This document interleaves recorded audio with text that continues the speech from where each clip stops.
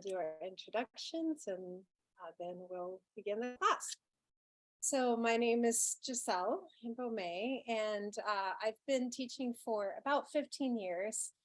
I am a practicing hypnotherapist and breathwork facilitator, as well as getting to be the community manager here for the Human Beauty Movement.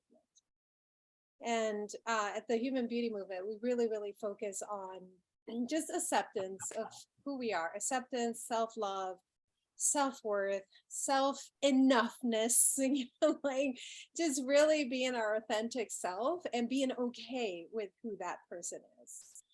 And so in this class, we're going to be talking about, okay, so if, being ourselves, being who we are, how do we, on top of that, also connect to like moon energy so that we can start creating things in our lives the way that we want them to be. So that's my intro. I'm going to hand it over to Jennifer, who's the founder of the Human Beauty Movement. And then Samantha, you'll do yours if you like. And then Jennifer when she comes back. Sure. Samantha and I know each other very well. Samantha is a former nurse for my son. And so, yeah, she is practically a family member of mine, and I absolutely adore her. I know that I think Alex said that she wanted to join too, but she might have a previous engagement. A lot of people end up like signing up and then getting the recording afterwards. But yeah, Samantha knows I founded the Human Beauty Movement to be all about self-love, radical inclusivity, and really just looking at how we can manifest from inside out instead of outside in.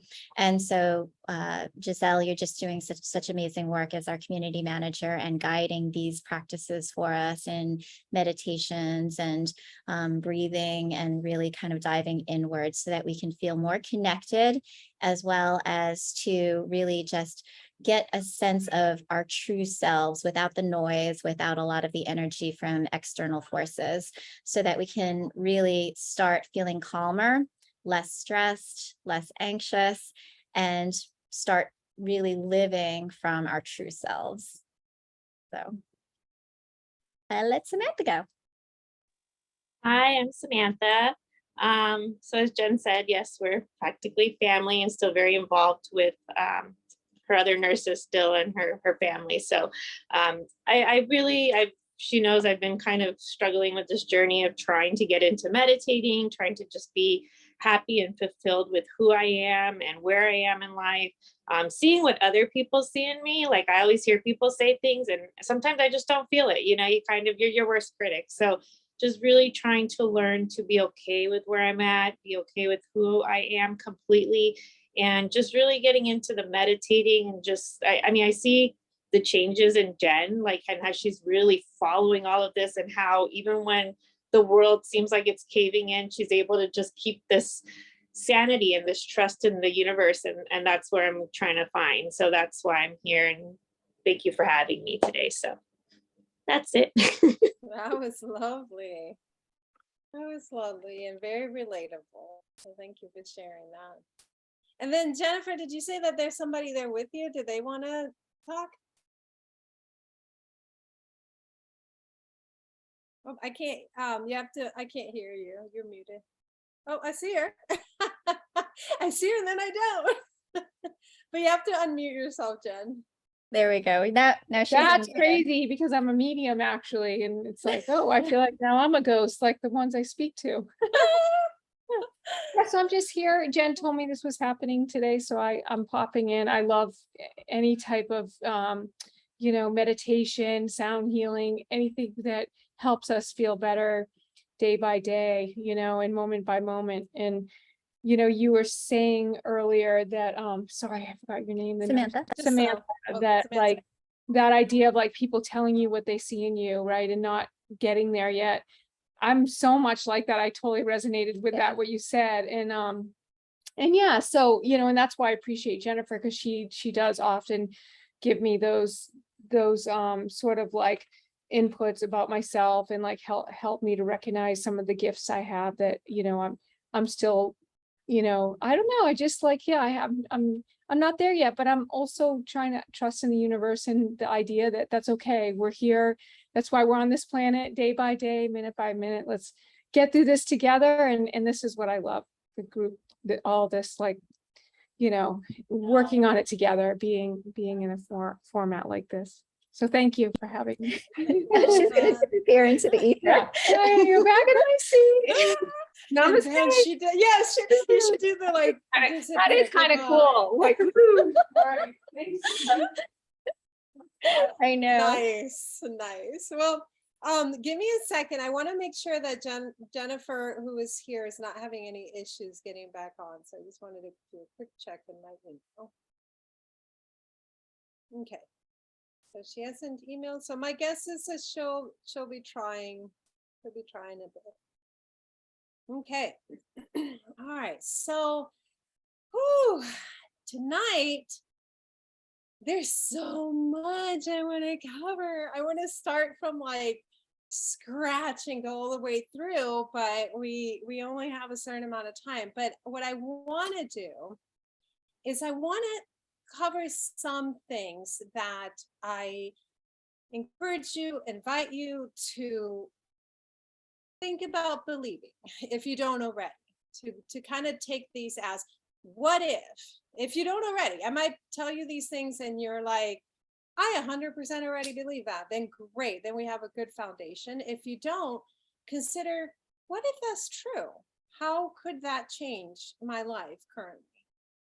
So one of the things I wanted to say is that when we decide that I believe that we decide as spirits to come into our human form.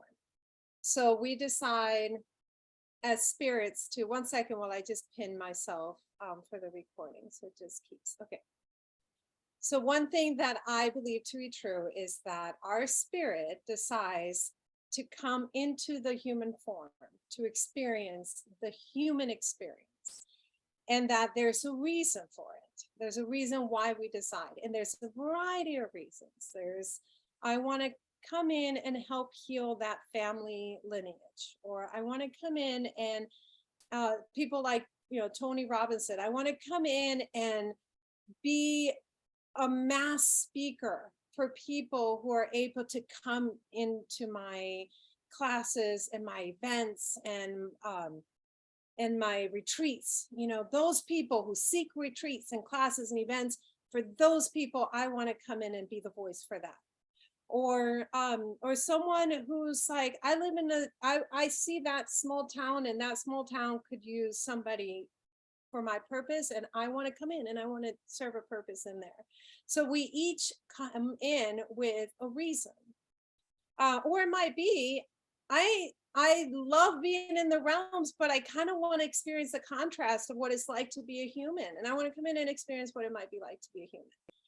And so we come into and we choose our parents and we choose where we want to be. So if you don't believe that, just think, well, what if that could be true? How could that start changing the way I start to see the world? So when we come in, at times, depending on the mother's experience while she's pregnant, right at that point, when we are in the womb, we're already being affected by being humans, because, and this is research-based, the experience that the mother has when that child is in the womb does actually affect that child when they're born. And we're talking about things like, if the mother is experiencing stress and fear, that child is born with that on them, with stress and fear. Or if she's peaceful and calm, that child is born into the world already with some peacefulness and some calm. So it begins in the womb, where our experience starts to, our human experience starts to have an effect on us. The first 7 years of a little child's life, they still have really strong remembrance of their spirit self.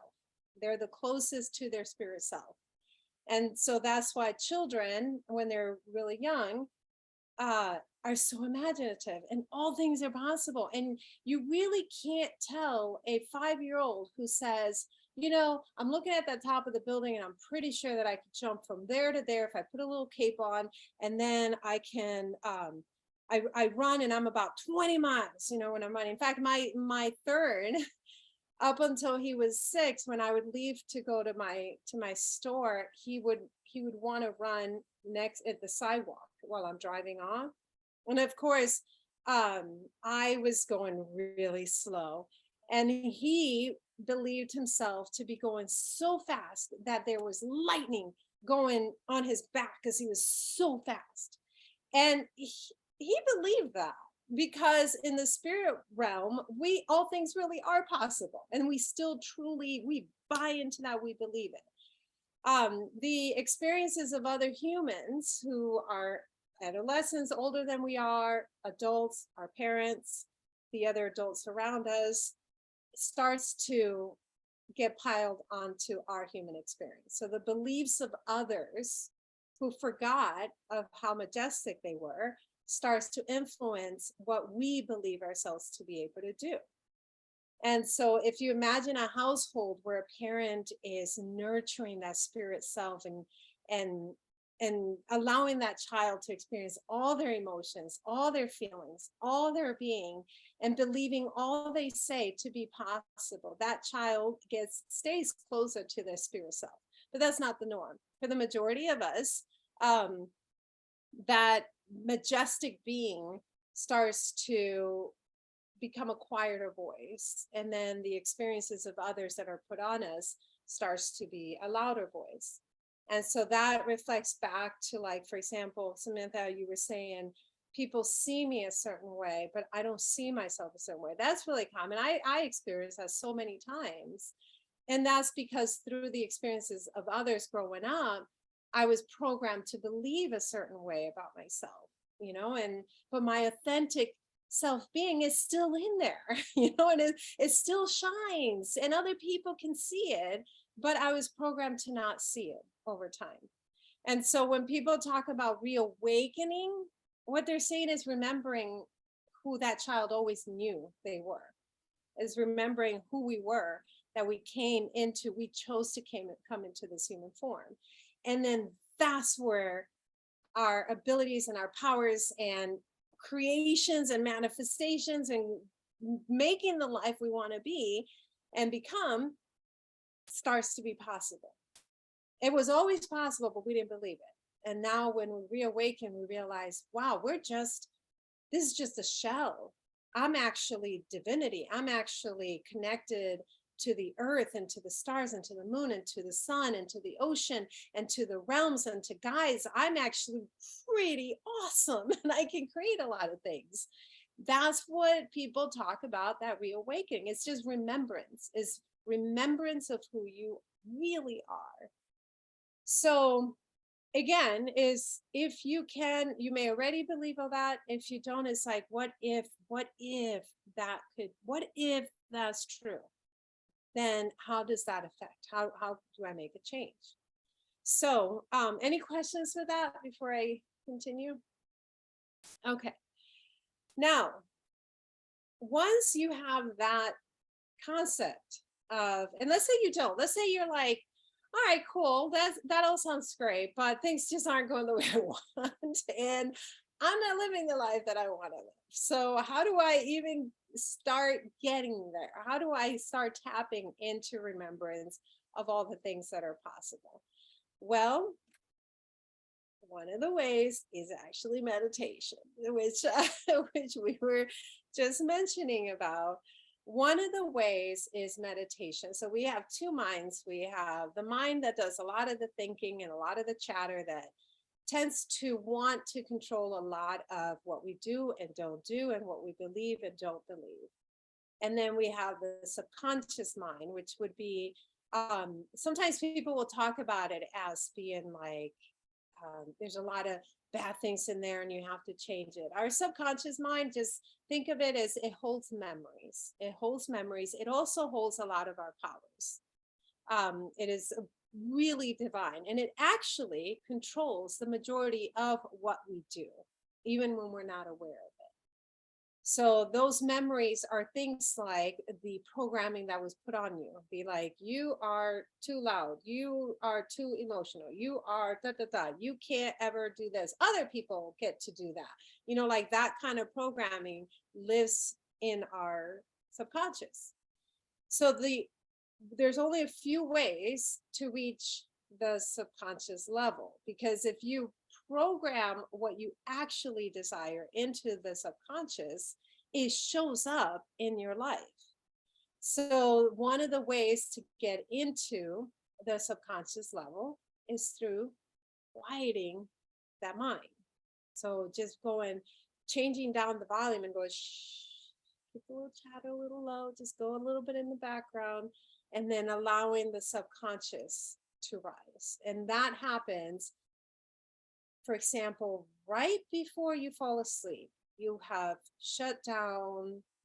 have shut down the mind enough to be able to get into a state in your brain to be able to fall asleep. And that's also when you're activating your subconscious. That also happens when we're meditating and we allowed our mind to quiet down enough to then activate a brain state that gets us into our subconscious. Now, I'm someone that didn't grow up with meditation in any way, shape, or form.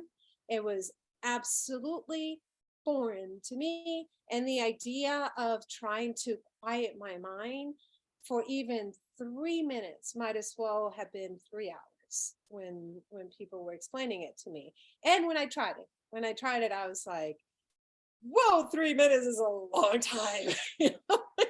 I had no idea. The other thing about meditation was I had a concept of what it needed to look like, because society was showing me that I'm supposed to be in the lotus position and my spine is really straight and no thoughts whatsoever. And that the lumbar, like sitting in that not lumbar, it's lotus. Yeah, did I say lotus? Lotus position was not comfortable for me. So I was way more focused on the fact that I was highly uncomfortable. My back was uncomfortable. My neck was uncomfortable. And then on top of that, I couldn't quiet my mind. Like thoughts were coming in, So when I started learning that it didn't actually need to look like that, and I could actually meditate in different ways, that I could actually lay down and be comfortable, that I can actually zone out and be meditating, that I didn't have to quiet, I didn't have to take out all of the thoughts. Then meditation became easier. And then I was able to get into a meditative state. Meditation is also where you're connected to your guides. So your spirit guides, angels, whatever you want to call them, your higher power as well as your intuition. And that's in meditation where you start to learn a lot of your lessons, like a lot of the things that Source wants you to do and not do is through meditation. Other ways that happens is right before you fall asleep. So right before, you could try meditating right before you fall asleep. As you start to get relaxed, instead of allowing your mind to think about all the things of the day or things you have to do tomorrow, you can say, all right, I want to instead start thinking about what I want my subconscious to believe. So what am I having a hard time with? And what do I actually want to tell my subconscious to do? You can demand your subconscious to have certain beliefs as you fall asleep. So, for example, I'm going to give real life examples for these because I have no other. But last spring, I went through a breakup, and breakups are not fun. Big knowledge here. Breakup are not fun. And I was processing it, but then I got tired of processing. I was done. I'm like, I don't want to think about this person anymore. I don't want to try to keep getting over this person anymore. I just want to be done with it. I'm sick of me thinking about this person. And so, so what I did was, as I was falling asleep every night, I would tell my subconscious, I am commanding you that every time I think about this person, I am repelled and I no longer desire to be with this person. And it worked. It worked. That was the first time I tried this out, where I'm like, I'm going to see if this is true. It worked. It shocked me because I started to feel the neutralization of this person little by little. And then it got to the point when I would think about this person, I was repelled. I would be like, oh, I cannot believe that I actually did a relationship with them. Like it was like, and to the point where I'm like, it worked so well that I thought to myself, maybe I should have put other feelings in it because I really am like, you know, about it. But I easily know that if I go to sleep, I could do another command if I wanted to. So that's another way you can reach the subconscious. A third way that you can do it, if you're like, meditation and it ain't it for me, and I get the night thing, but I need something else, is connecting to the power and resources of nature. So creation, releasing, receiving, allowing, rest, effortless living are all part of divine feminine energy. And divine feminine energy has nothing to do with outer appearances or gender. It has to do with literally the vibe, the energy, because we're all energy, the energy that we embody inside.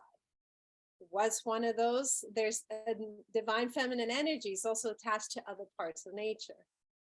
The moon is feminine energy. The sun is masculine energy. The ocean is feminine energy. When you go to, let's say you go to Costa Rica, almost all of Costa Rica, the forests, the trees, the ocean are feminine energy. So you start to, and we, wherever you are, any body of water is going to be feminine energy. And again, the moon. So regardless if you're like, I have no body of water anywhere near me, well, you have the moon wherever you are. And the moon is divine feminine energy. There's deep wisdom when it comes to the moon. So you can start living a cycled life because you're cycling regardless. You can start becoming aware that you're cycling through the month and any gender cycles, that you're cycling through the month. And then if you're like, I can't figure it out on my own, well, you have the moon that's already has it figured out. You can literally just start mirroring the moon and choosing to go through the flow of the moon and embodying the energy of the moon, connecting to the moon, journaling about the moon, going outside and looking at the moon. Instead of meditation where you're quieting your thoughts and trying to think about nothing, okay, well, what if we instead daydream and while we're meditating, consider it daydreaming, and start to create a visualization, a make-believe place in my mind that has a moon in it. And I start to have a conversation with that moon, which is part of what we're going to do when we do start breathwork and guided imagery. So you don't have to do it alone, is the moral of the story. There's a lot of, every single time that you're seeking something, you will absolutely start finding the answers for it, period. Like when you decide, man, I have to take a hold of what's happening in my life, I need to create this. The next thing you know, you're scrolling through social media and there's a class that's happening about how to connect to whatever it is that you're trying to do. Or there's a book that someone recommends, or there's a podcast that shows up on your phone. And when you ask for something, you will receive in one way or another. Any questions or comments before I continue? How is this landing so far? I'm just glad you clarified about the meditating, because that's always been in my mind, is that I have to be sitting up and that my mind has to be clear, and it's never clear. So it always feels like I'm failing at it. So I'm really thankful that you explained that there's other ways and it doesn't have to be that way. So thank you for that. Yes. Yep. Yeah, I get it. That was definitely liberating for me too. I'm like, oh, I can make it whatever I need it to be. Yeah, and just to build on that, there are things like walking meditations. I even find that I zone into a meditative state when I'm driving, like long distances, and then all of a sudden you start getting inspiration. You start, and you're almost like, I wish I could just write this down. And so that's always the good time to have like a recorder or something like that, because you get so many downloads because you're getting into this place of just hitting your subconscious. You know, if you ever think about when you're driving, all of a sudden you arrive at a place and you're like, how the heck did I get here? That's pretty much because you're in sort of a meditative state. Yeah. Mhm. Yes, I love the driving when you can just be quiet. For a long time, I used to always have to have music or sound or something while I was driving. And then I realized what you were just saying, Jen, is like, oh, when I'm driving, my subconscious already knows what to do with driving. Like it's on autopilot. Now I can get into a mind state where I am literally meditating while I am driving. And it is true. You start to like have these thoughts and these things come in and or these creative ideas. This is meditation. This is all meditation. So it looks so many different ways, and the ways I mentioned aren't even done, because breath work is another one. Mhm. Lately, the last 2 days when I go to meditate, I am finding myself having all these thoughts, like all these thoughts coming in. And one of the ways that I get to quiet those a little bit is just going, you know what, I'm just going to focus on my breath. I'm just going to start, doing my breath and really taking in oxygen and becoming aware and start thinking about my legs and my feet. And next thing you know, I'm in a meditative state. So yes, there's many, many ways. Okay. So what I would like to do is, has anybody noticed? I'd like to ask, has anybody noticed already the flow? And I don't mean menstrual cycle. I just said flow, the flow of your month. Like, have you noticed that there's some months where you are there's some weeks you're really creative. There's some weeks when you don't want to do anything. Like, have you tapped into that you are actually in a rhythm and a cycle during the month? And if so, like, what does that look like for you? Well, back when I had a cycle, I did recognize that the week before when I was really crampy and horny. I know this is being recorded, so I'm totally fine with it. But I would say like the week after the flow is probably where I felt the most like strong and creative, like and energetic. So it definitely was a monthly cycle. Mm-hmm. And then Samantha, have you noticed the flow and rhythm of the month for you? I haven't. I don't think All that right. And then what about Ginger back there in the spiritual realm? Yeah, Ginger is also saying that she's passed. Okay.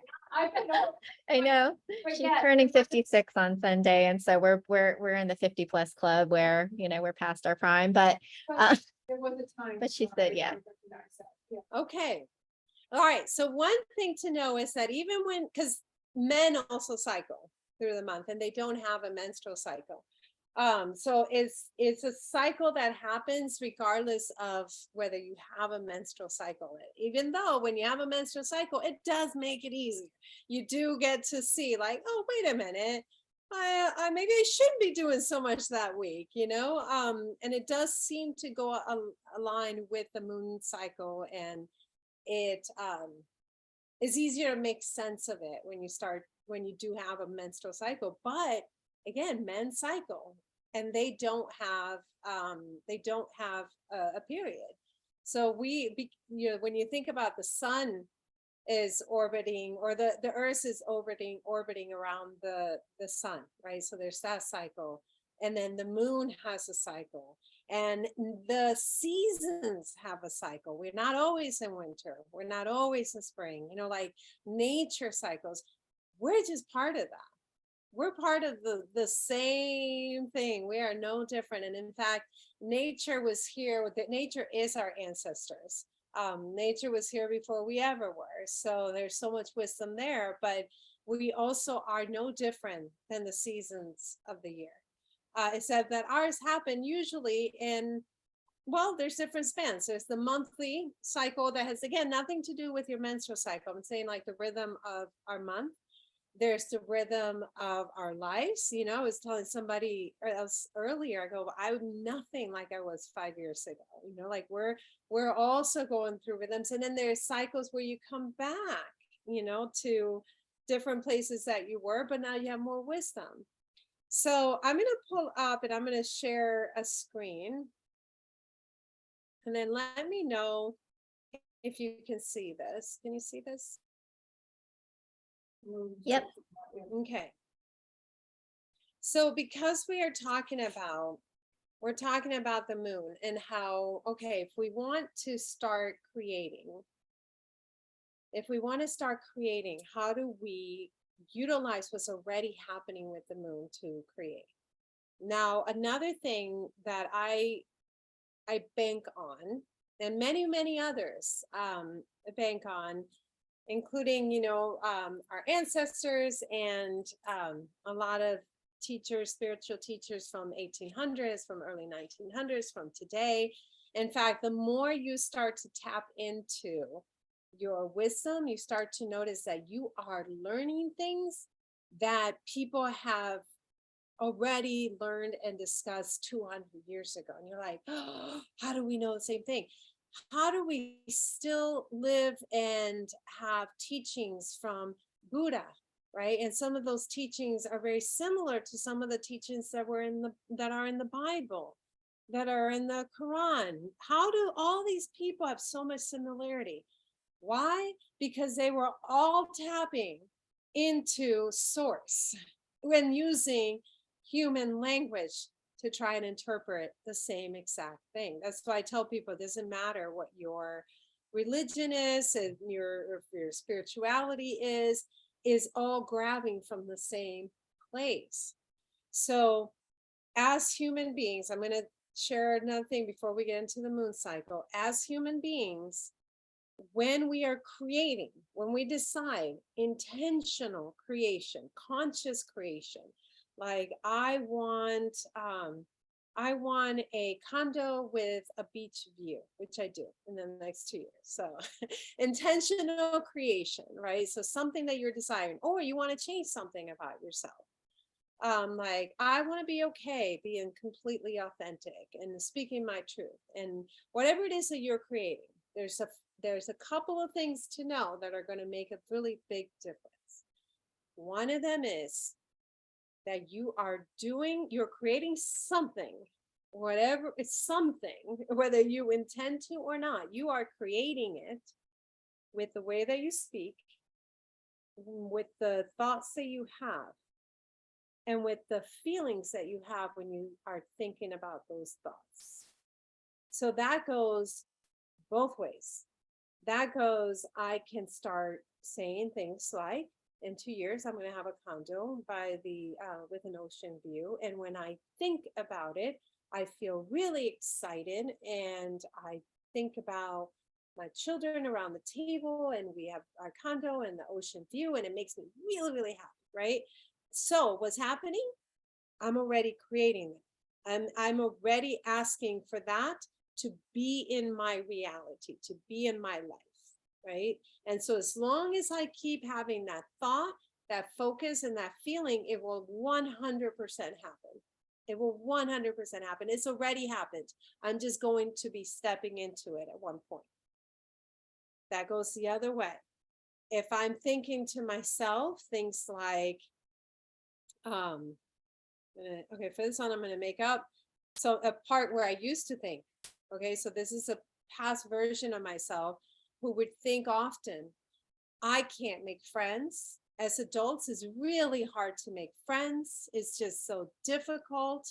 I try, but I can't relate to anyone. And when I thought about that, I felt like, oh, it'd be so nice to have friends, but like, who has friends as an adult? You don't have them. I used to believe this. If you don't make friends when either when your kids are younger and you have something in common, or in college, or in some earlier part of your life, you're out of luck.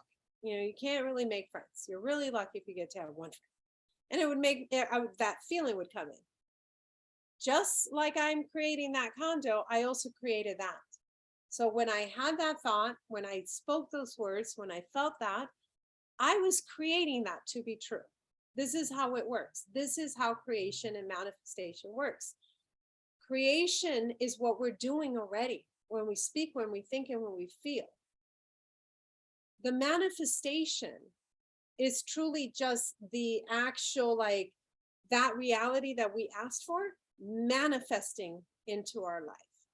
So when people think about manifestation, they're thinking all these, I want my car and my money and the thing and all this stuff. And they forget that all the other little things that they're thinking and saying and speaking, they're also going to be manifesting.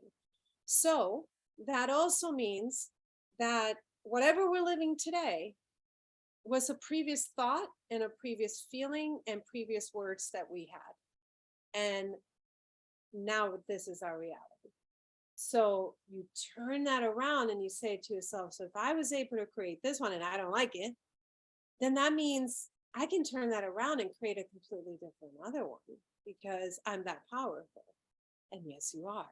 And yes, you do. And yes, you can. And that's for every single part of your life.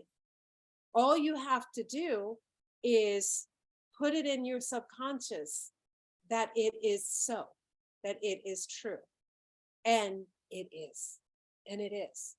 And I cannot stress enough, it is. I have experienced this so many different times in my life where it blew my mind. And when I learned to put the pieces together and just like know, oh, so if I have this desire and it's not happening, what's in there that I don't actually believe about it? And then I would backtrack and say, okay, so I don't actually believe that I can get that thing. Like, I'm using the words, but I'm not feeling that feeling. And then I would backtrack a little bit so that I start baby steps, believing it and having in my subconscious that I believed it, and boom, it would happen into my life. The quicker I believed it and let it go, the quicker it would come into my life. So now back to the moon. Because at times it can feel like, how do I do this on my own if I don't believe it to be true? Now, what we're going to do is just tap into the moon instead and work with the moon until we believe it. We're going to work with the moon until we believe it. So here are the different cycles of the moon. So in general, and you might already know this, but in general, the full moon is considered where something comes into completion, where you are allowing something to just be complete. And that might be, I need to think of an example here. That might be acceptance of a current situation. I'm going to use breakup as an example. Actually, that's an easy one because everybody at one point has had a breakup. So I'm going to use a breakup as an example. Coming into completion might be something as, I wanting to just complete the acceptance that relationship is over and is complete. The cycle of that has ended. That might just be that you come into completion, but that usually will be full moon when you think about completion. You might know that when you think about new moon is where you're starting something new. So that's like a good time to step into a creation. And when I'm saying creation is what people use the word manifestation. Manifestation is when it's already happened. Creation is when you are creating it. Creation is when you are making it happen. And then the result of that is the manifestation. So before it's manifested, you need to have created it. So in the new moon is where you can start having a focus, because where we focus is where we go. So you can start having a focus of what you're desiring to create, what whether it is a new way that you're going to live your life, or whether it is I'm going to be seeking love, or I'm going to be seeking friendships, or I'm going to be seeking work, or I'm going to be seeking a better relationship with my mom or with my sister or my brother. But whatever newness, new moon, that's something that you're wanting to create, that's like a really good time. That's a really good time to tap into that. Now, there's different ways to know the cycles of the moon as they're happening. If you have Google Calendar, you can actually choose. Google Calendar has the option for moon cycles to show up on your calendar. So that's one way. You can every day, go to Farmer's Alchem, what's that called? Almanac. Thank you. It's one of those words that you read all the time and you never have to say out loud. You could go there. You could go to NASA. You could always look. You can Google every day what the state of the moon. I found an app that I just put on my phone, and it was really easy. It's called and it's free. What is it called? It's called the Moon. The app is literally just called the Moon, I guess. Yeah. So you can go to whatever phone you have, or you can get apps, and you can get moon cycle apps. I found that really helpful, because then I didn't have to always be Googling. I could just look, because here's the goal, is that if you don't know how to consciously create and then start to see those things into your life manifesting, so where you're living and you're living the life that you actually desire, then just copy. Just be like, Moon, you've got this figured out. I'm going to mirror you. I'm going to get into your cycle until I have it figured out. Now, when you start creating, as you can see, starting from, and there's there's also like the first quarter of the moon, where the first half is already illuminated, and then there's the last quarter where the other half is. You don't have to pay as much attention to those two, but let's go all the way to the left, right? So you decide to yourself, I want to start creating this in my life. I want, I would encourage you, as if you're starting this brand new, is to pick one focus, play around with one focus and your ability to be able to create it to be true. So you choose your focus at the new moon, and you'll see it in your app or in Google. You'll figure out when the new moon is. Now there's things like doing rituals for the moon, and we're not necessarily going to get into that. All your rituals, if you're like, I don't know how to do rituals, just create them inside. Like they don't have to be physical rituals that you do, if that sounds overwhelming. Or it might be that you take a moment in the morning of the new moon, or in the evening, whenever you are actually when you're actually able to really be connected. So if it's not evening, if by the time you get to evening you're like, I'm exhausted, I just want to zone out, don't make it evening. Like choose the beginning part of your day instead, which tends to be, for most people, a really good time. Because think about it, you haven't really started your day yet. So if we're aware of conscious creation, every day has its own little cycle as well. So when you wake up in the morning, you literally have started again. In fact, I've gotten to the point where I think of nighttime as almost like a calm death, and the morning is a rebirth. And so I get every single morning to decide for myself, what do I want my day to be? And how do I want to flow in that day? Because I'm aware of conscious creation. What I say and speak and feel, I will make happen, even on a daily basis. So a good time, if you can, is to carve a little time in the morning of that new moon and decide and journal it, write it down. And when you journal, don't be afraid to write down what you actually feel, right? So like start your journaling, just writing down what you actually feel. And then spend a little time of quietness where you're deciding to yourself, what do I want to create? And then when you are writing down what you're wanting to create, I want you to write down this. What does that look like? Who is that person who has that creation? So if I am seeking, I'm going to go back to the condo by the beach. If I'm seeking that condo by the beach, I want to be the person who lives in the condo by the beach. Then what's she like? How does she flow during her day? What does she feel during the day? How does she feel about her life? How does she feel about her work? Like this person that lives in the condo by the beach, what is she like and how do her days flow? And you can start writing down in your journal what that looks like, because what you're doing is literally setting an intention to how you're going to start being and how you're going to start flowing. Now, I probably shouldn't use the condo by the beach because we're talking about a month. So choose something that could happen within that, that you're starting to progress into that month, even if it doesn't get into completion, but you're getting closer to it. So you'll write down how that person is. What you will find when you do this is that it gives you a higher, like an elevated level of how you want to be and who you want to be. And then what you're encouraged to do is to act as that being. So if you focus on your reality, be in reality and staying in reality, meaning, but it's not happening, but I don't actually have that thing. Well, guess what? The moon's already cycling through and you're staying behind because you're staying on this current reality.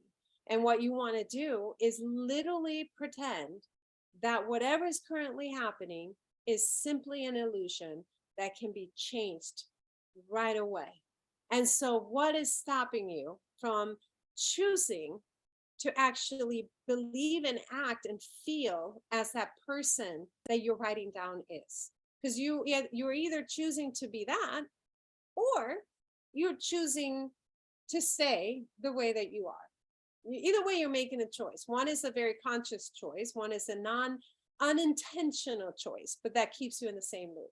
So if you're making that choice, why not choose the one that you actually desire and be focusing on that? You are now creating. The moon is going to continue. And if you see the waxing crescent, now it starts to fill.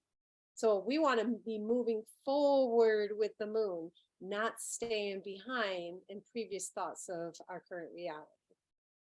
So as the days are going, when you're getting into crescent moon, well, now you're starting to literally create. Now, how do you know what to do? All right, like, how do I know what steps to take? How do I know what decisions to make? How do I know when I'm supposed to go one direction or another? Well, how do you feel? How do you feel? Our intuition, when we're tapping into source, meaning that we're able to connect in some way, whether it's 2 minutes, 3 minutes, whether you're driving, whether you're just looking at a tree, or whether you're in the ocean, or whether you're just focusing on the moon or visualizing, any way that you're able to tap in, our intuition is guided by good feelings. Our intuition is guided by, like, movements forward are good movement forward. When we make a movement forward and we go a direction with a bunch of like, that's the right thing, but I'm just going to do it. That was not the right thing. That was not the right thing. Your intuition will never lead you into a movement, into a path that feels anxious, nervous, stressful, not good feeling. It won't lead you. There were other baby steps to have taken that would have felt much better. And those are the ones that you want to choose. So when you're unsure what decision, go with how you feel. Start with how you feel. Now, let's say it's like, well, I have to meet with this one person. It's part of my job. I have no choice. And I'm highly stressed out about it. And so my intuition doesn't want to do it. I'm going to cancel the meeting, but you don't have the option. Let's say that you don't have the option to actually cancel the meeting. You have to meet with that person. Okay, so I would never suggest go into a meeting with somebody with all the feelings of stress. Instead, what I would suggest is A, accept that you're feeling this right now. And B, can I look at it differently? Is there a way that I can do that meeting and feel good about it? So what is that way? What is the way that I could do that meeting and feel good about it? And tap into what that is, so that when you are actually doing that meeting, you're doing it feeling good. So think about the waxing crescent, and as you're getting into the full moon, that as you're making decisions and steps, you're either finding ways to do it in a way that feels good, or you're only choosing things to do that feel good. Like you get an urge, do it. It didn't work out, that's okay. It actually taught you something, and it got you closer to what you are desiring. Every single time you open yourself up to things that feel good to you, you're getting closer to being in a state that feels good. When you're doing things that don't feel good to you and you're not figuring out ways to do it that feels good, you're stepping away farther from the things that feel good. Any questions or comments so far?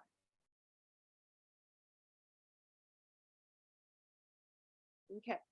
So now as you get into the full moon, now whatever you have gotten at that point, and you'll see it in your calendar as you get into the full moon, wherever you are at that point, you're going to accept where you are. You're going to find what you can close out into completion.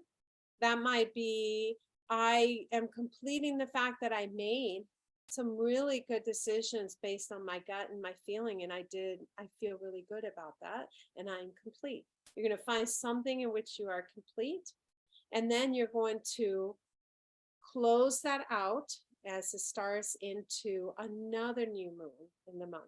Now, if you wanted to get really even further into this, as the moon is cycling, so are the zodiac signs throughout the month.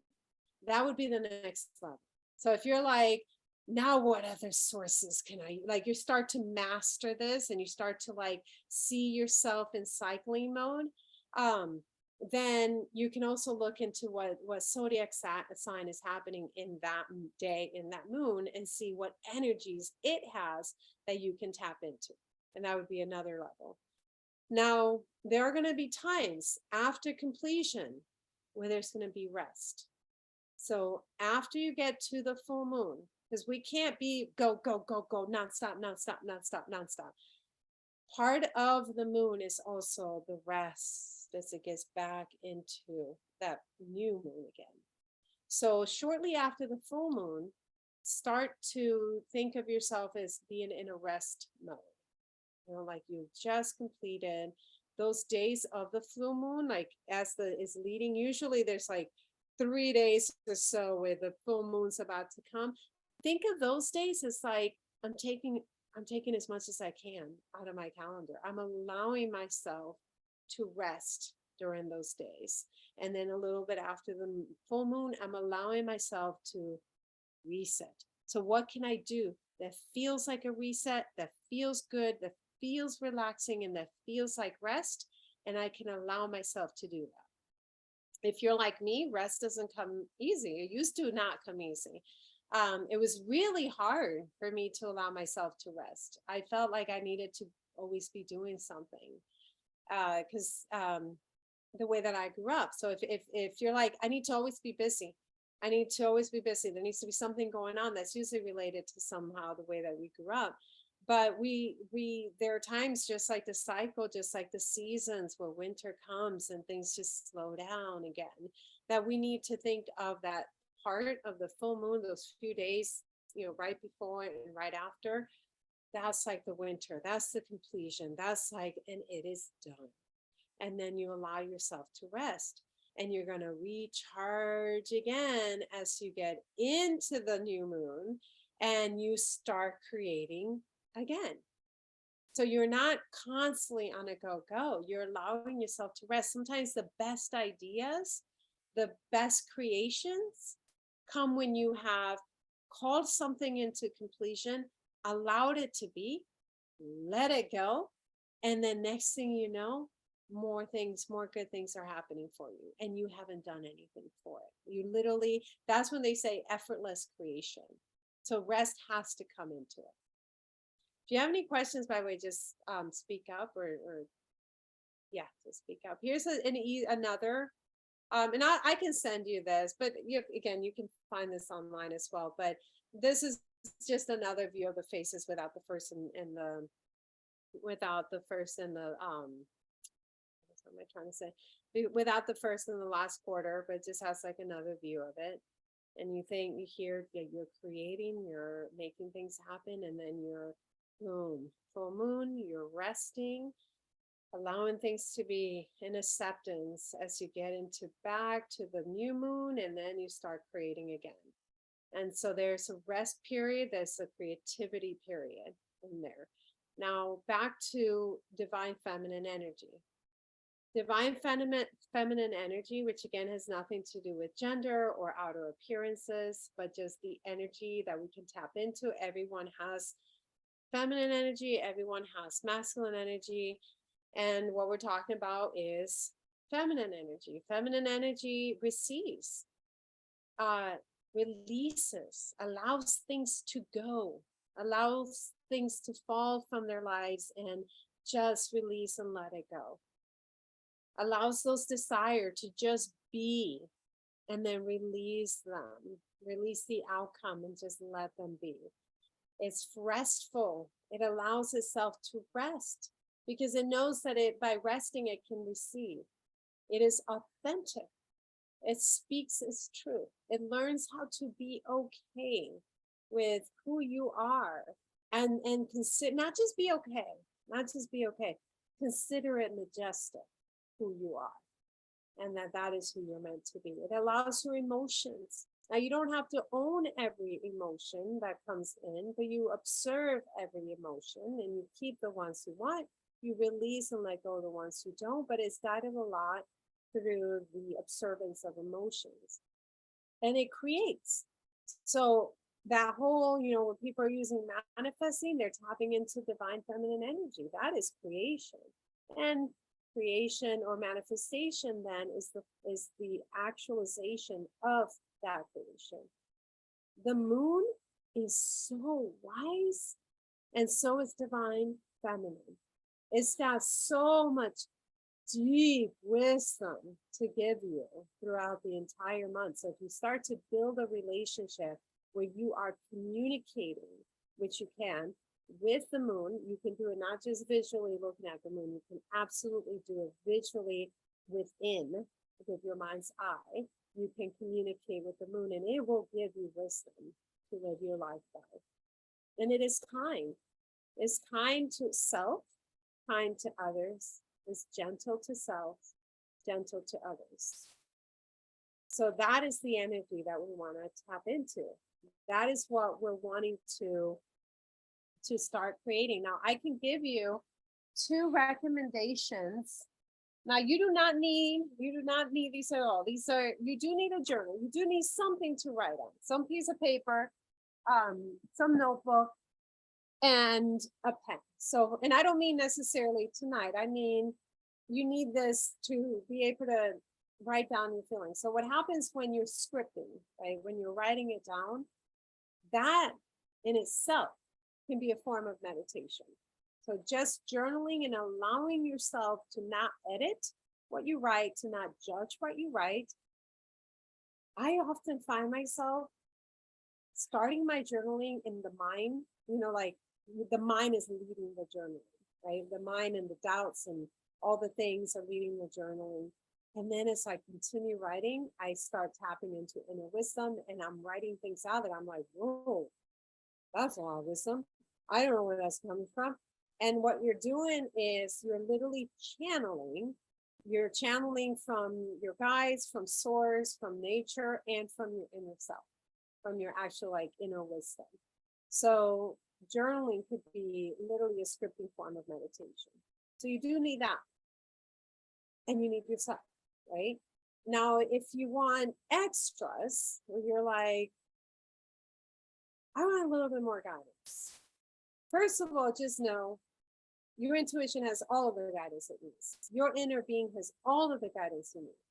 Sometimes, though, some people find it helpful to have that intuition speak through other forms. So that's where oracle cards come in. where people will have, I have oracle cards. I'm going to show you a couple of them that I really like. When you're using an oracle card, all you're doing is allowing your intuition to speak to you through the oracle card. So it becomes almost like a tool that your own intuition already knows. And as you do this more and more, you realize, I already knew. Yeah, you did, because the oracles are just showing you what you already know to be true. So one that I really like is, I'll write it in the chat, but it's literally called the Moon Oracle. I'm a big fan of it. It's got 72 different cards.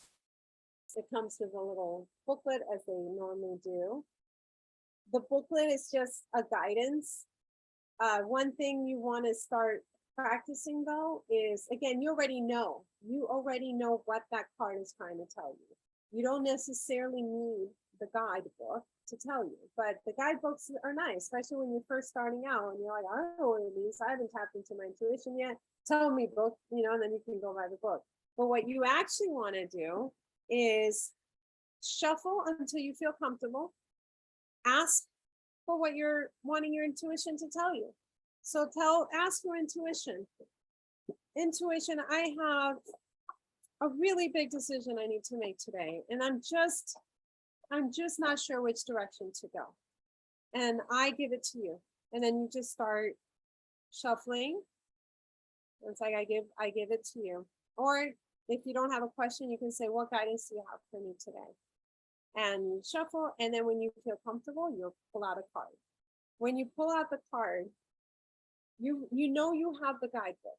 So you can always go read the guidebook. But before you ever touch that guidebook, I want you to just look at your card, and you might already have oracles. And if you do use those, I want you to just look at the card. And what is it trying to tell you? Pretend you lost your guidebook and you can't find it. What do you sense and feel and see and hear and know? However you receive your information when you're looking at that card, and trust that to be true, regardless of what the guidebook says. So trust what you are receiving from viewing this card to be your intuition speaking to you through the card. Another one that I really like is, this one is the Mystical Shaman Oracle. So this one's very nature-based. I love it. It's probably one of my favorites. So let me put these in. Let me stop the share for a second here and put these in the chat. Again, none of this you need. So if you're like, I don't have anything, okay, that's fine. You know everything these cards are going to tell you already. But if you're like, I want something, especially when I really use these a lot, when my mind is busy and my mind is just like, and I'm trying to meditate and my mind's just so busy, there are times that I'm like, you know what, just tell me through the cards what you're trying to tell me, because I can't get into that mind space. So tell me through the cards. And through the cards, so you receive your message. And so again, if you don't have these in particular, don't worry about it. Use whatever you have, because it's all the same. It really is all the same. But build a relationship with whatever deck you have, where it becomes almost like your bestie, like your best friend that speaks through you.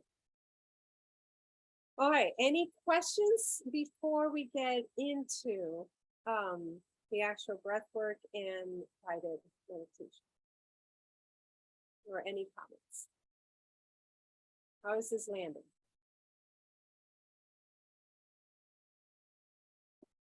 Amazing. Yeah, it's very insightful. I'm going to look into those cards too. I think that would be good when I can't seem to settle my mind. I think that's a really good idea. Mm-hmm. Yeah. And then whatever you receive from the cards, write it down. Another thing that I like about journaling is it's a story of my life. Really, it's a story of my creation in my life. So there are times where I'll go back a few months, a month or two later, and I'll say, are my creations are they actually manifest? Are they actually happening? And I'll see my whole progress through my journal. I'm like, So that's how I did that. And then I'm like taking notes going, okay, so I have to do, you know, and you basically, you become a study of a student of you. You become a student of you through your journal. So it becomes really helpful, really helpful. All right, now we're going to move into an intention. So with breath work, what you're doing is tapping into the subconscious, and when you're going to start the breath work. And I'm going to use the visualization to connect us to the moon visually. Okay. And we're going to connect to the moon in any cycle that you are going to visualize it in. So your mind's eye will find what cycle the moon needs to be in. Might be towards the full moon, it might be towards the new moon. And through the guided visualization, we're going to be having a conversation with the moon. We're going to be listening to what the moon has to tell us. When we're focusing on our breath, one good thing about it is that the focus of the breath does allow for our mind to quiet a little bit down. It brings that oxygen intake in, it's healing. We're becoming a lot more aware of our present moment. The past has already happened. The moment we think about the past, we think we're in it already. So one way to close out the path is to remember that you're here right now. You know, remember you're here right now. And one really good way to do that is the breath work. And then your body remembers again, oh, that already happened. Here's where I am. And this is my starting point. And that can happen with the breath work. And then through the guided imagery, we're going to be in the creation.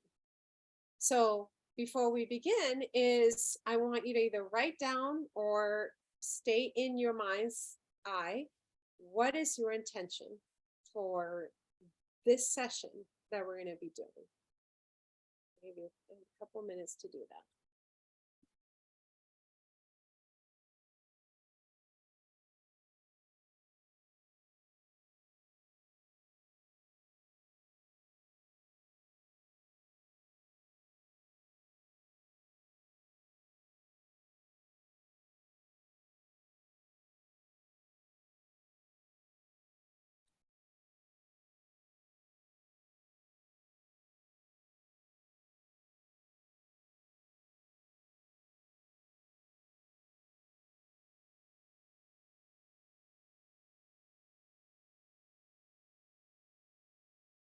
Okay. So the reason why I always like to do intentions is because we want to be really conscious of when you become hyper aware of the ability to create, you want to become really conscious of your intentions in everything that you're doing. Because as you put in your intention, you're actually also creating. Now, at times I play music in the background, but I've noticed in the recording, the music playing in the background is like a little bit in and out. So I'm not going to play music, but if you, because you're going to be muted, if you decide, oh, I'll grab my phone and I'll start playing music on it, or I'll play music through my computer, you're welcome to. So if you want to also do that, you can take a moment to do that. If you don't need music, that's fine too. And finally, you want to either be sitting in a comfortable place where you could literally just be like this if you're going to be sitting, or laying down. And it's up to you if you decide to keep your camera on or not. If you're like, I want to like zone into this and put your camera off, you can. But take a moment to get yourself comfortable.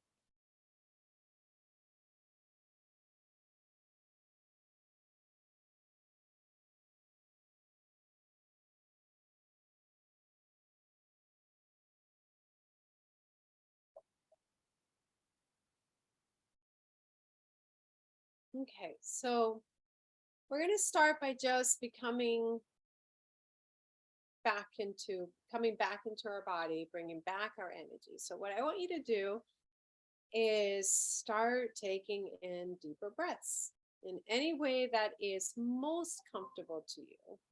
You're going to just start taking in deeper breaths. Then you're going to allow your exhales to be long. So you're really emptying out all of that oxygen.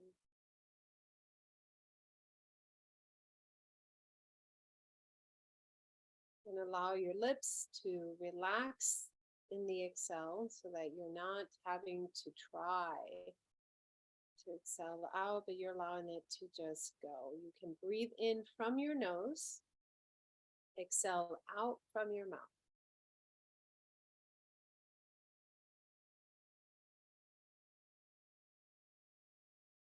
Now we're going to come back even more into awareness of the present moment. So what I want you to do is start to call in all of your energy, the energy that you gave to your friends today, to your family, to your partner, to your work, the energy that you gave to your past and thoughts that you had.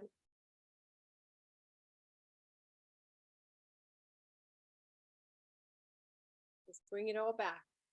Say, I reclaim it all. I reclaim it all and I bring it all back to me, back to myself.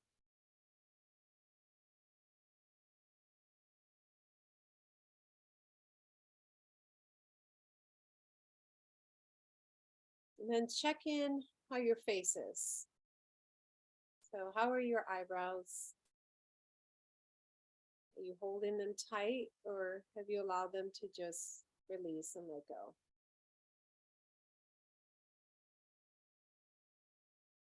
How's your jawline? Are you holding your jawline or have you let it go?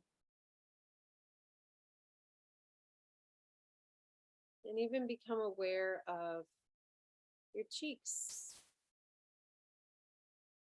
Become aware of your ears. And with your exhale, I want you to allow them to drop, to allow your jaw to just drop and relax, to allow your mouth to just drop and relax. Allow your eyebrows to just not have to hold themselves anymore. Allow your forehead to not have to be in tension and to just drop. Become aware of the back of your neck and your shoulders.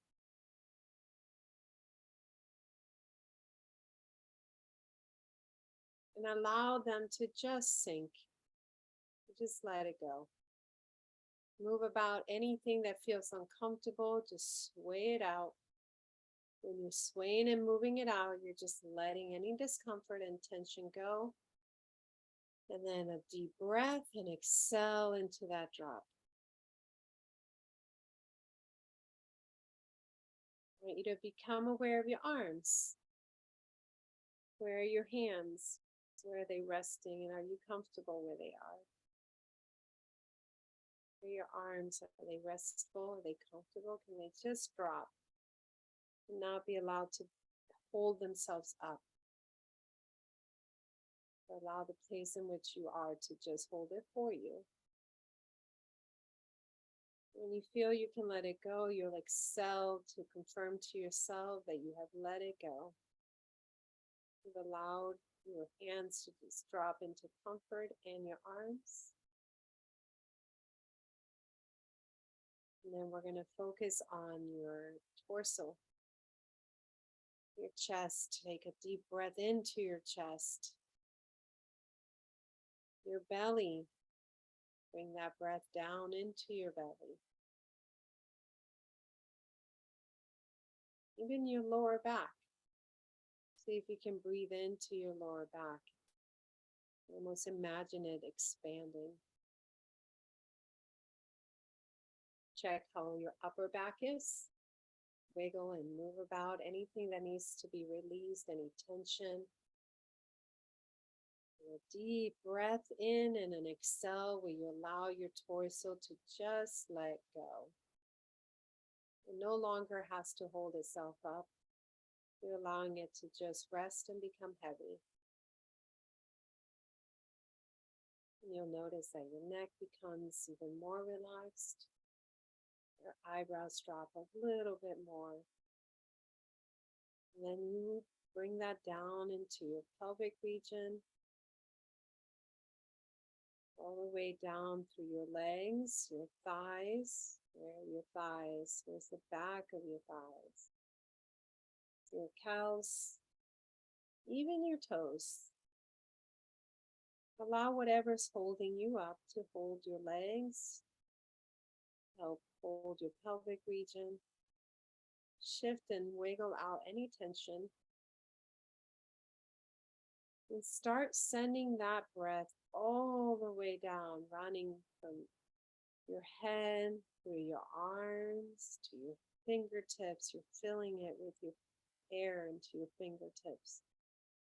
Feel it as that breath also goes down to your pelvic region and all the way down through your legs, all the way to your toes. Start thinking about your inhales. It's almost like you're blowing your body up with oxygen. So it's no longer stopping at the chest. It's no longer stopping at the belly. You're allowing it to actually fill your entire body.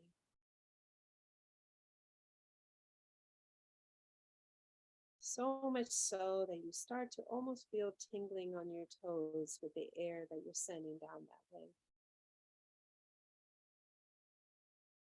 You've reclaimed all of your energy and you've brought it all back to yourself. You've also reclaimed this time as being yours.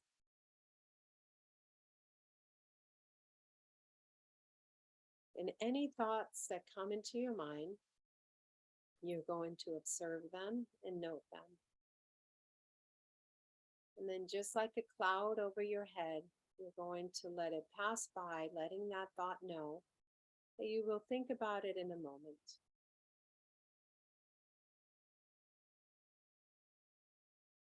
And you'll do that for any thoughts that come your way. You'll let it know, I see you, I acknowledge you. I'm going to think about you in a moment. Right after this, I'm going to think about you.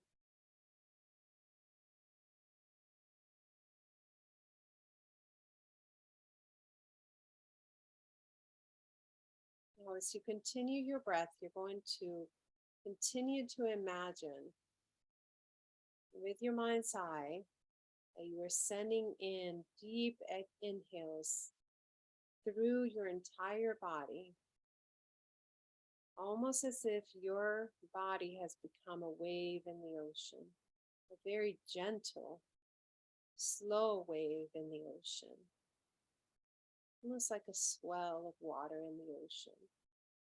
An inhale comes in and it lures through your entire body like a gentle wave, and it breaks with the exhale as you release it out. To see your body as a very gentle wave in movement with your breath.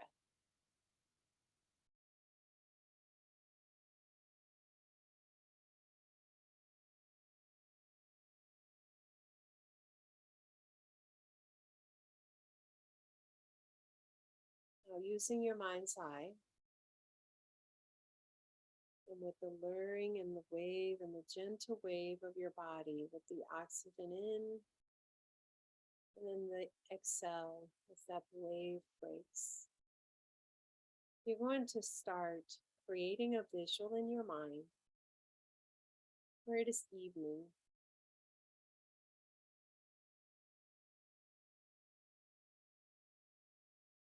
Now, your evening might have that feel of the sky becoming darker, not quite yet dark.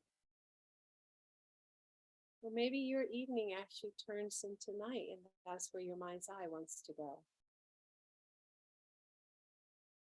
And you're going to place yourself in a place that feels really good to you, whether it's a real place or a place that you create in your mind's eye, where you are outside. You might be outside in a forest where you can see the sky. You might be outside the ocean with your feet just touching the waves, and then the sky is becoming dark. Maybe it is dark and there's stars in the sky. You might even create a place where you're in a city, but you're the only one there, and it feels really peaceful. You're looking up into the sky, and in the sky, wherever you are, and wherever place you start to create, I want you to start filling in your picture. In your mind's eye, I want you to look to your right and sense and feel what is to your right. See how far to your right you can see.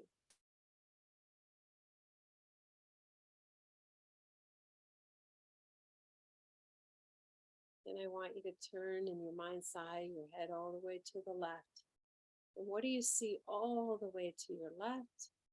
How far can you see? And what do you see close to you, to your left?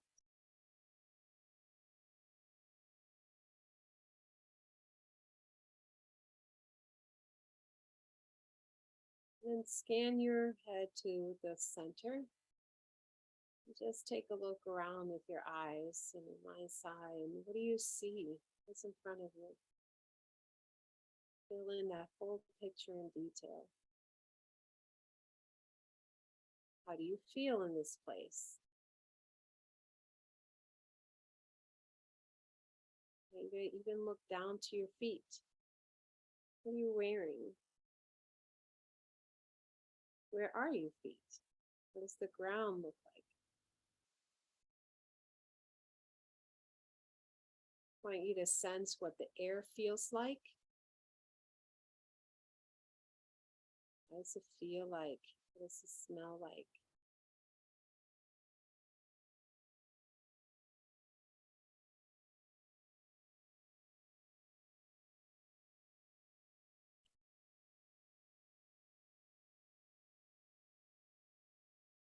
And as you get a sense for your place that your mind has decided to create, and knowing that it is the perfect place where you are to create, I want you to call in and request for the moon to appear in the sky. And as you're calling in the moon, I want you to call it because you need it. I want you to ask it to come just for you. That you're requesting it to be there with all of its guidance and all of its wisdom. Because you need that guidance and you need that wisdom. And you're ready to receive. So call in the moon and see it in the sky. However way you see it is exactly how you are meant to see it.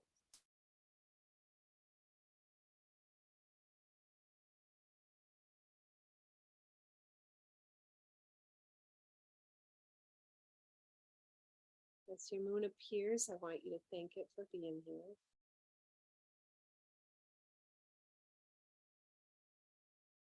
I want you to acknowledge the wisdom and the guidance that it has for you. I want you to trust that it appeared just for you.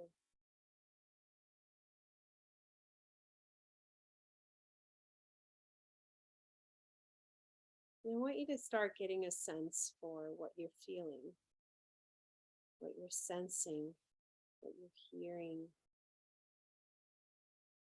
what you're knowing,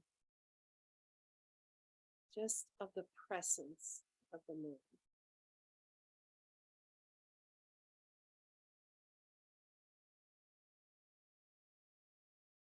Ask it to connect to you.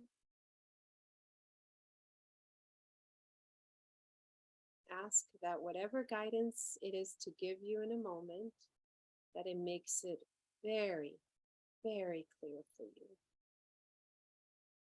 Ask for guidance that you can easily discern,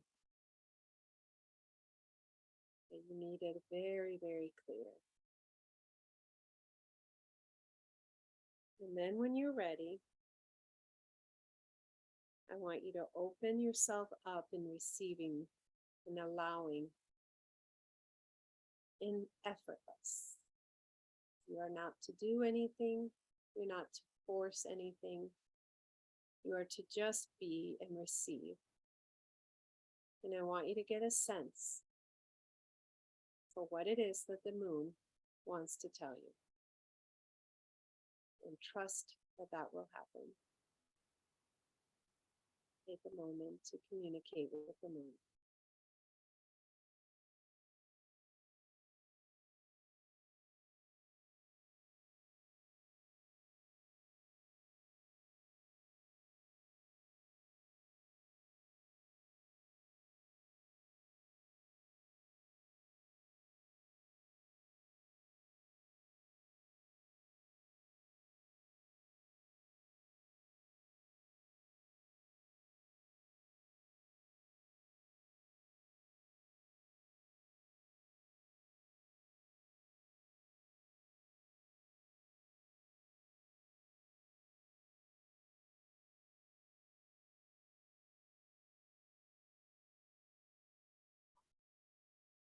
You might notice that the moon is not very loud, that the moon uses few words,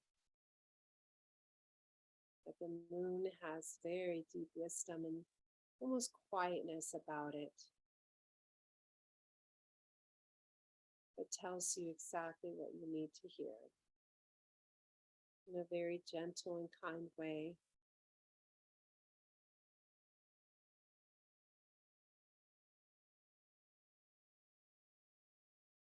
If you need any clarifying or clarification of what the moon you're feeling wants to tell you, then ask for that.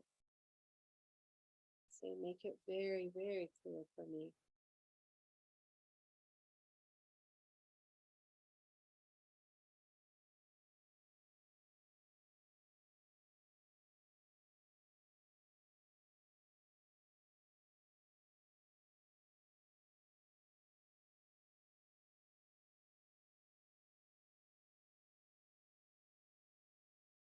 I also want you to ask the moon, how do I tap into your wisdom? How do I connect with you each day? Where do I find you each day? And receive that answer.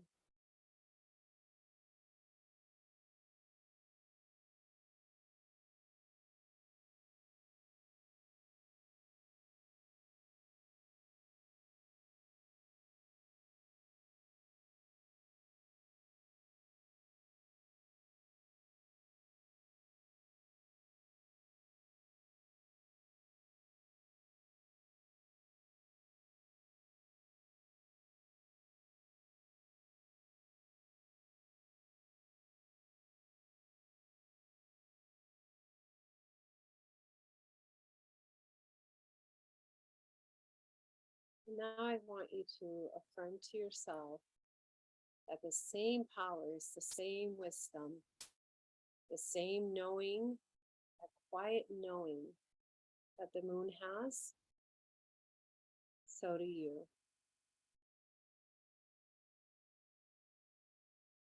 I want you to start integrating with that moon, to actually let it come into your being. Start seeing that moon coming down from the sky and into your body.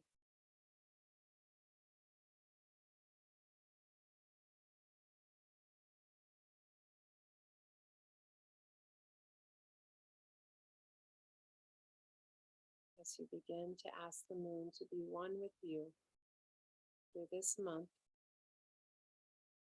for as long as you desire. You'd like to experience, and that you will, and that you are experiencing all of its powers, all of its ability to create. You are going to tap into that. You are going to embody it. It will be almost as if you are a walking moon with all of the wisdom, all of the knowledge, all of the kindness, the allowing, all of the receiving, his ability to create, and his ability to see it come into fruition through manifestations. You are going to borrow the energy of the moon.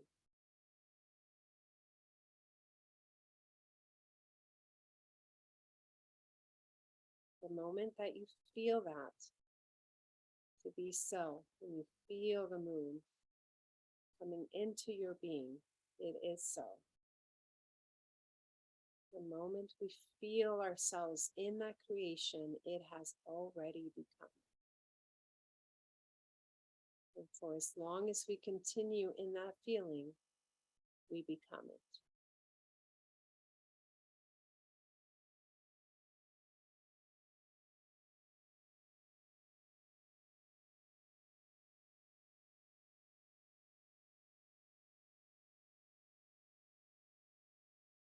To feel what that feeling feels like, even a glimpse of it, so that you can recall it and find as many ways as possible in your daily life to feel this. The more we feel the feeling we desire, the more it comes to us.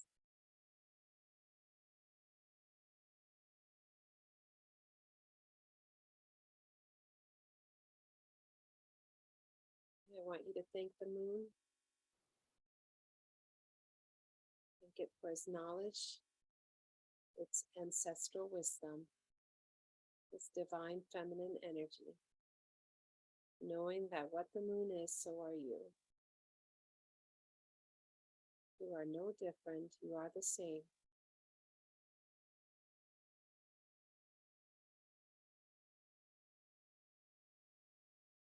I want you to affirm to yourself that anything that you received from the moon in your inner knowing, you have the capability to do in your daily life.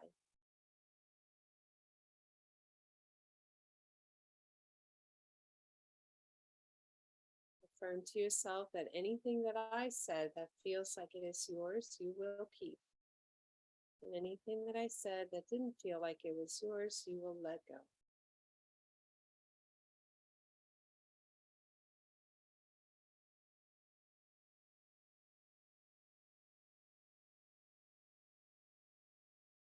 And take a couple of deep breaths.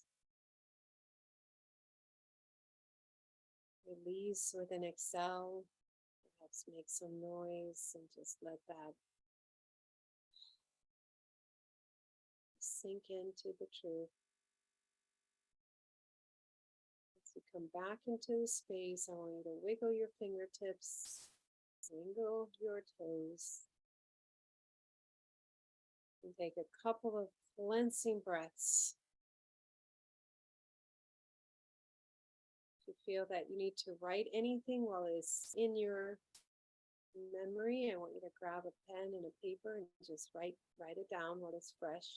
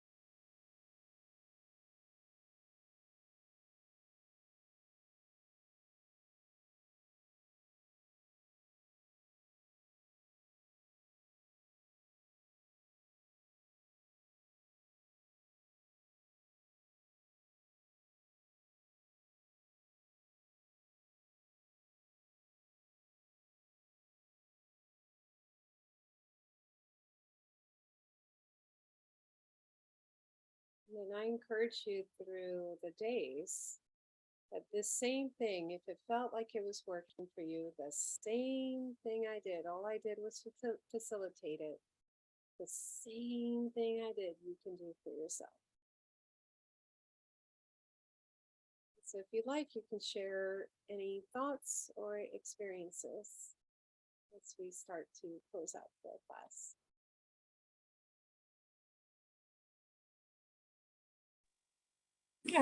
For me, I was able to see them. I was at the ocean, and my moon was a full moon. Nice. How was it in proportion to the sky? Right in the center, like I'm here, and when you looked up, it's like right directly in my line. And how big was it? It was big. It was very, very big.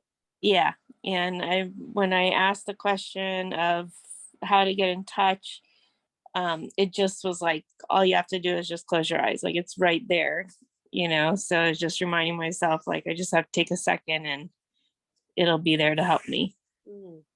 Where were you standing in the ocean, in the beach area? I was actually sitting, and my feet were just straight out, kind of dabbling in between the sand and the water. I was actually sitting there. That's amazing. I think it was your visual that I was seeing. It was exactly what you just described. Oh, funny. Yeah, I've always found a calming by the ocean anytime I hear water, Yeah. That's nice. And that's amazing. Good. So that you just meditated. That was meditation. Yay. You can literally do that, as all my meditations are visuals. Did it. I know. I can be taught. Yeah. That's good. Thank you. Good. And Jen, how was it for you? Yeah, you put me in a trance, Giselle. You looked really relaxed. I was very relaxed. I was very much in a trance. I was almost in that hypnotic, semi-asleep state, but I had in my internal eye the new moon, and that it was like the beginning of creation, and that I was on this journey of starting. And so, just kind of taking myself through that, and the build up of clarity, the build up of confidence, in order to get to a place where the manifestation was becoming reality. Nice. Yeah. Good. And then does Ginger want to share? She doesn't have to. Sure. No, I want to thank you. I want to thank you so much. I love your voice and your delivery, and amazing stuff. You're definitely very connected.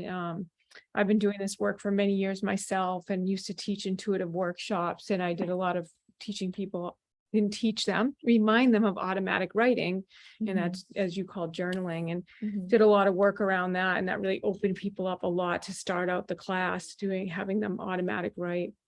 But I want to just throw in real quick, Thich Nhat Hanh, you know who he is, right? Okay, I want to just show I don't think Jennifer down below. Oh, sorry.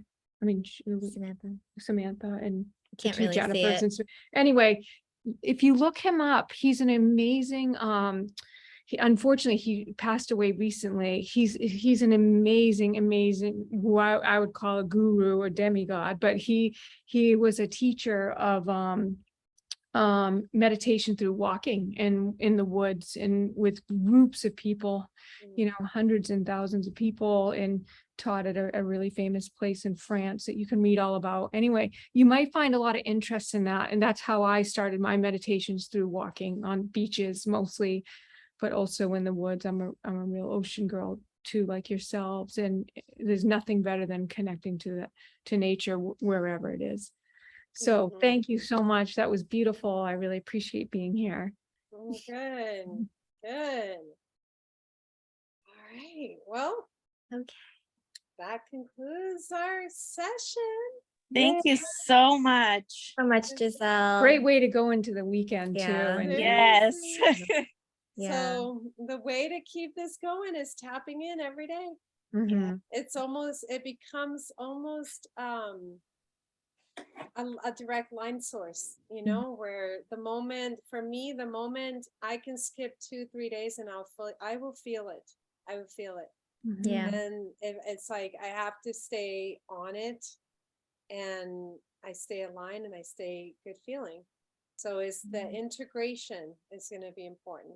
It's just bringing that into your reality and continuing. Absolutely. All right. Thank have a you good so much. evening. Have a great night. Bye. Thank you so much. Thanks, girls. Wonderful Bye. weekend, everyone. You too. Bye. Bye-bye.